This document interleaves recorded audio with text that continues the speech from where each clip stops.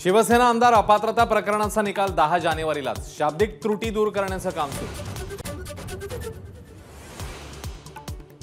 न्याय देण्याची जबाबदारी असणारेच आरोपींना भेटले। राहुल नार्वेकर आणि मुख्यमंत्र्यांच्या भेटीवर संजय राऊतांची टीका।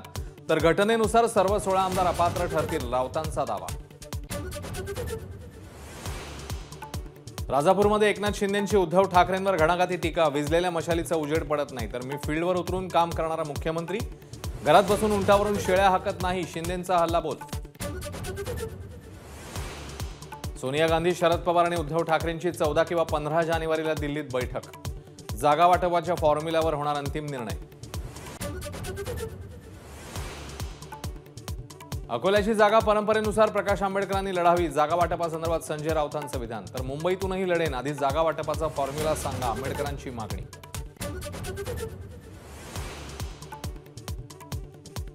राजापुरात रिफायनरी विरोधकांनी घेतली मुख्यमंत्र्यांची भेट। बारसूमध्ये अनेक सरकारी अधिकाऱ्यांच्या जमिनी असल्याचा आरोप।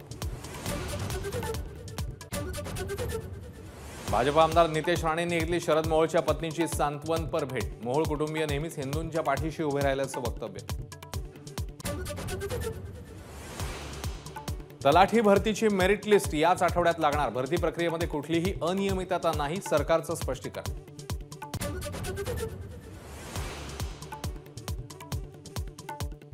सुप्रीम कोर्टाचा गुजरात सरकारला दणका। बिल्किस बानोची याचिका सुनावणीसाठी स्वीकारली। दोषींच्या सुटकेचा निर्णय रद्द। तुरुंगात आत्मसमर्पणाचे आदेश।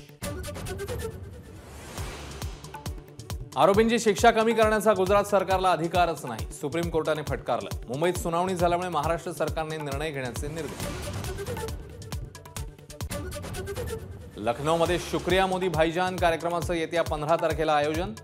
भाजप अल्पसंख्याक मोर्चाचा उपक्रम। मोदींचा दौरा आटोपल्यापासून लक्षद्वीपच्या ऑनलाईन सर्चमध्ये 3400% वाढ। मेक माय ट्रिप वेबसाईटची माहिती।